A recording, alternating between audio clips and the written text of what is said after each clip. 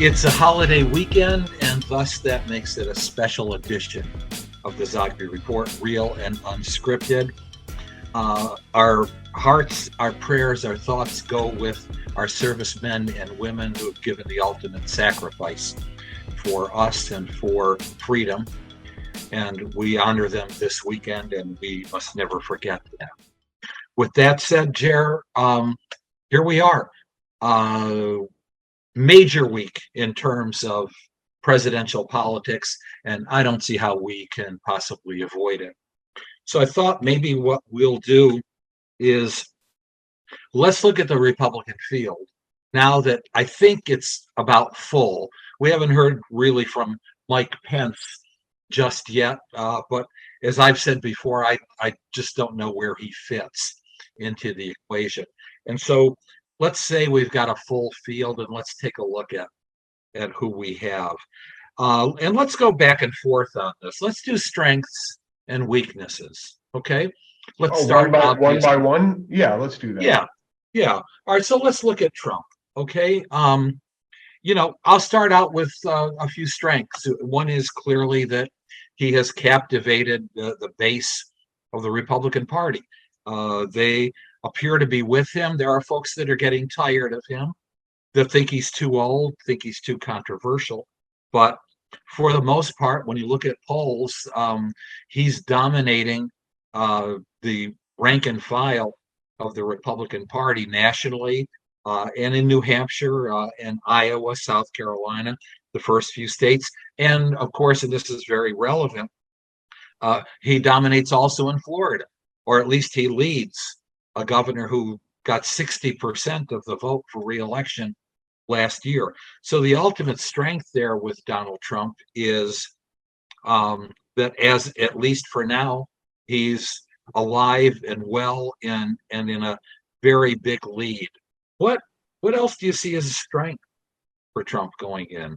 Well, I mean, you take an analogy, okay, and then you look at the Republican primary horse race in various polls, and you look at the Democratic primary horse race in various polls, and both are liked within their party, both have some serious issues within their party, but the trend is this.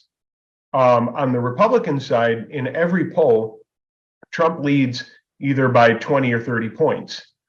In every poll regarding the Dem, Biden leads by about 20 or 30 points. So what's going on there, even though there's vulnerabilities, is I can't help but think name recognition. The public is most familiar with Donald Trump. I think that for those who are excited about him, he's tested, he's time tested and true. You know what you're going to get. DeSantis is new. DeSantis is up and coming. I wouldn't count him out and say, after this, if he doesn't make it, he's gone. I think DeSantis is going to have, I think he could have a future, but he's not time tested beyond Florida. He has an opening because he could say, as governor, the economy did well in Florida. He can argue that COVID wasn't as much as a problem despite being open. And he can criticize Donald Trump and say, look, you were the president. You could have kept the whole economy open. But what happened is we lost our freedoms and millions of businesses are gone forever. And that's what happened under a Trump presidency. But right now, that's not connecting. And I think it's not connecting because of name recognition and time, and the notion of time and true tested. So one of the vulnerabilities that Donald Trump has, aside from the persona and the fact that there are growing numbers of Republicans who are kind of tired of the bombast, is that we do hear that he can't win. He lost in 2020. He took a shellacking in 2022. Now, 2023, there is a bit of a rebound in that more of the candidates that he endorsed in 2023 on the Republican side won than candidates that Ron DeSantis endorsed won. But the you do hear that, beyond a whisper, uh, that Republicans are worried that if Donald Trump is the banner carrier for them in 2024, that he just can't win. Well, I mean, I would just say in all the polls that I look at, other people's polls and our polls, I think the reason why that's wrong today, I mean, who knows? That could be wrong. That could be correct in the future. But because polls, as we always say, are a snapshot of this moment, the fact is that independent voters look more like Republican voters. What do I mean by that? In terms of issues, and I've done a lot of message testing on a lot of issues. The top issues, but although independents don't have the intensity that Republicans have, whether it's the southern border, whether it's inflation in the economy, whether it's gun violence, and by the way, the angle on gun violence is that, is it the guns or is it the mental health crisis? Independents are going to tell you it's the mental health crisis. It's not the guns. Independents are going to tell you that inflation is the top priority. It's the top issue. And that by and large, it's a result of the Biden administration. And of course, they are going to see that the southern border is a crisis and that it's not so much political grandstanding, and that by and large, the independents are more in line with Republicans in terms of issues. It's just the problem of Trump's personality that they're probably, as you're alluding to, tired of. So can Trump adjust his demeanor and messaging to excite them, as he did in 2016? So, looking at the same polls, and I absolutely agree with you about independence, it's interesting the strategy that they have. I'm talking Trump and DeSantis. And obviously, the strategies have got to be to appeal beyond the Republican base. Importantly, as a premise, when I look at Trump versus Biden, DeSantis versus Biden, one guy's up 1 or 2 points, the other guy's up 2 points, against a Democrat. But the bottom line is, for Trump and Biden in particular, both are polling in the low 40s. I've made this point before. That means that the two best known candidates and the two, I'm going to put in quotes, likely nominees, although it is very, very early, but the two top figures for the nomination have not sewn up close to the 50% that's needed to win. They're both in the low 40s. That's not good for either. So how do you appeal to independents? We're just talking Republicans today. Trump's strategy is to bludgeon the other side and to look at those hot wedge issues. Obviously the economy, the way people feel, but then also those issues like the border and so on, education as well, and take advantage. Try to take advantage of dampening enthusiasm for independents to come out and vote Democrat. DeSantis's approach is different. It's a proactive approach, and he is banking on almost exclusively the notion of wokeism. Mm-hmm. This is how we're going to get back independents, particularly suburban moms, who are just tired, as a lot of people are, of wokeism. That may be a possible strategy, but boy, that's a risky one, especially since, as we've discussed before, suburban voters swung the other way in 2022 and 2023, electing Democrats on the abortion issue. But what do you think? Does DeSantis, it's going to be very difficult for him to tip towards the center should he win the nomination? Well, I mean, look, the wokeism was the time-tested strategy of Youngkin and flipping Virginia back.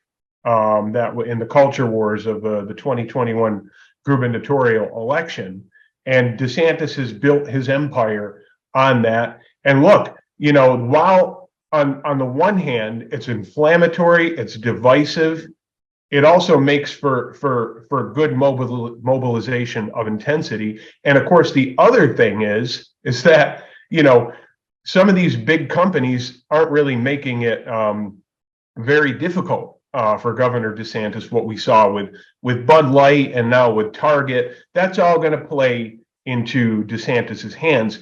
Where it becomes a problem, by my estimation, is that it looks parochial. Look, domestic issues, community issues are very important, but this is where I think DeSantis falls short, and where he looks weak, is that meanwhile, the culture wars, now we've got the world wars, okay? We've got that in the backdrop. And so in the polling that I've seen, and this is our polling too, and not just, the other polls, but especially our polls, where Trump is strong is on foreign relations and foreign policy, meaning Trump can go out there and say, look, the only thing what we were talking about regarding Russia was the nonsense that, I was colluding with Putin. But guess what? There was no war. There was no talk of, lobbing nuclear bombs at each other. And quite frankly, most Americans had even forgot that there was a conflict in Ukraine. So that's what's going to happen. This is Trump talking. That's what's going to happen when you get a Trump presidency. Putin will stop immediately, and we'll go back to the way things were, the economy booming. And so I think that's where he has a real strength in that. What is DeSantis going to say is how is he going to convince his own base and independent voters that he's the guy to go to ensure that, we don't have a out of control global conflict? You mentioned the controversies with Target and with Budweiser, and I'm noting with interest that Budweiser in particular has taken the transgender ad off and replaced it with the traditional horses and traditional values is what Bud has always stood for. But the funnier one is the new ad that's running featuring Harley Davidson. And if there's anything that screams old white fat guys, it's Harley Davidson. And it's kind of clear that that's where Bud's base is, and that's where what they're trying to win back. Yeah. Maybe they should have instead of going with the Harley or a chopper, maybe they should have went with some of those sporty looking Honda bikes or something like that. Maybe that would have been a little bit more broad. Anyway, moving on down the line. Yeah, let's go down the line. So let's take a look at Tim Scott. Okay, he had a good announcement. It looks like not very well known yet, and also not really showing up in the polls, including really his own home state. But the obvious strength that he has, as we've mentioned before, is among evangelical voters, and that alone, plus $22 million plus that he's raised thus far, makes him a force in Iowa. And Iowa has delivered. The caucuses on the Republican side has delivered for the evangelical voters, for evangelical candidates. So that makes him an automatic threat right there. Now, winning Iowa gives you media money and momentum, but it hasn't necessarily translated into going into New Hampshire. However, if Tim Scott does well in Iowa and places himself, say, in the top 2 or 3, that may have some appeal in New Hampshire, certainly in South Carolina, which is his home state. What do you think? Tim Scott is raising a lot of money currently in Iowa, and I think what's going to be really telling going forward for him is how he can perform in New Hampshire, because those are just two different beasts Iowa and New Hampshire.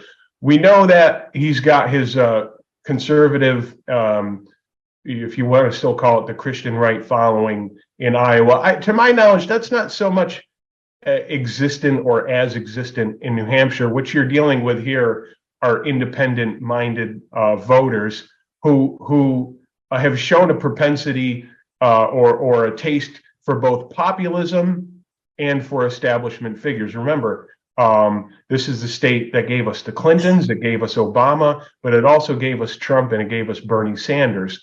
So given that Tim Scott has this really strong conservative base that he excites his voters in South Carolina and places like Iowa, what I think is really going to test his candidacy and his campaign is going to be how well does he perform in a state like that, because he's going to have to pivot his message. He's going to have to tailor it to an independent minded vote base, and so I think that'll be very revealing of where he can go. I think he has potential because he's got an optimistic message.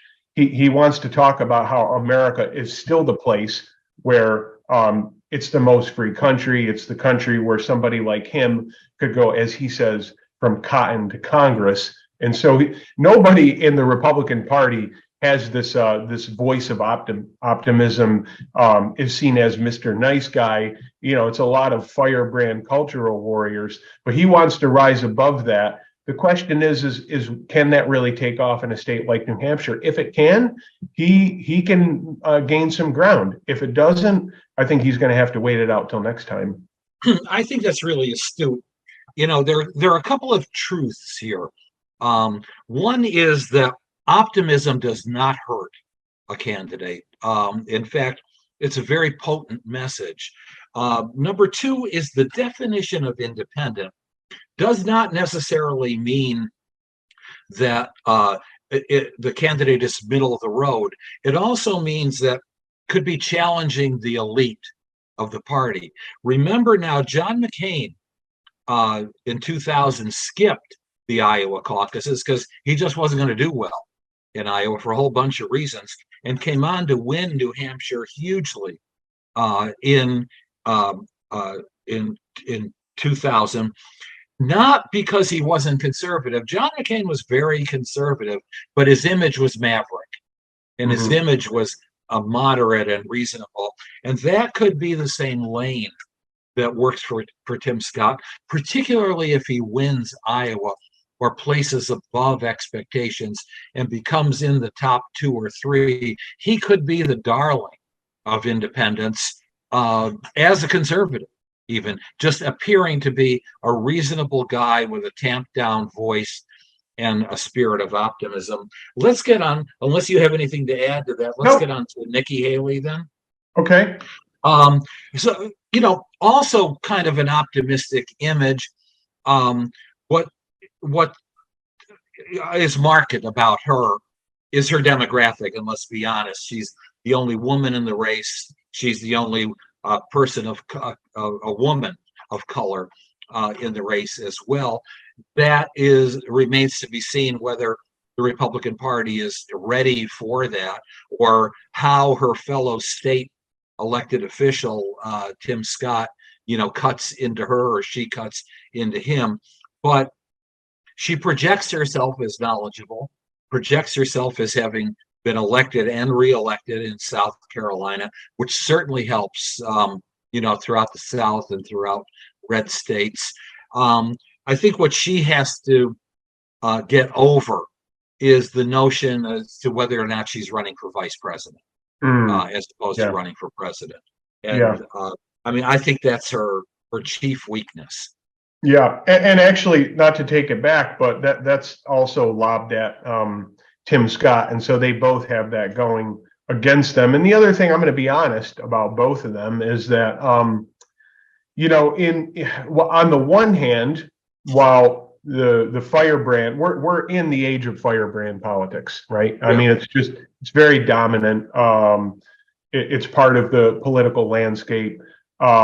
And so you go from overwhelming, and then you listen to Nikki Haley and Tim Scott, and they're kind of underwhelming. Now that could be, I think the optimistic angle, like Tim Scott has, plays more for him. But we're used to seeing heavy hitters, and Tim Scott may have to not necessarily. I'm not saying get into contentious politics, but he may have to turn up the notches a little bit. Nikki Haley as well. Mm-hmm. So there's a businessman in the race as well, who's showing up at anywhere from 2 to 4%. You're going to have to help me with the name. I can't Vivek remember. Ramaswamy.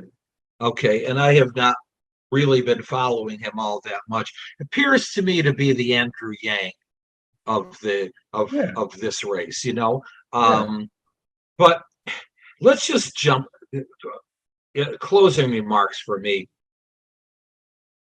The debates versus the ground game. Mm-hmm. If anybody has a real chance to dethrone Donald Trump, it's going to have to be because of the ground game, because he will Donald Trump, that is, will dominate the debates to the degree that he can bait Ron DeSantis. The two of them will dominate the debates. The issue then is, can any one of the other candidates build the ground game and raise the money and scoot below the radar into the radar as these two guys are knocking each other down? That's what happened with John Kerry to a great degree in 2004. It was Howard Dean beating the hell out of Dick Gephardt, and Dick Gephardt, beating the hell out of Howard Dean. Meanwhile, folks were saying, Democrats, that is, in Iowa, we have to beat George W. Bush. Who's the candidate who can defeat George W. Bush? And that's where the top two contenders up to that point, Dean and Gephardt, just declined in the polls, and Kerry quietly and slowly rose to win. Could there be that kind of scenario in 2024? I don't know. Well, I'll just close on this. It's ironic, and I also do think it's a little bit troubling. But as of this moment, it looks like you have both parties, both Biden and Trump, saying there isn't going to be a debate.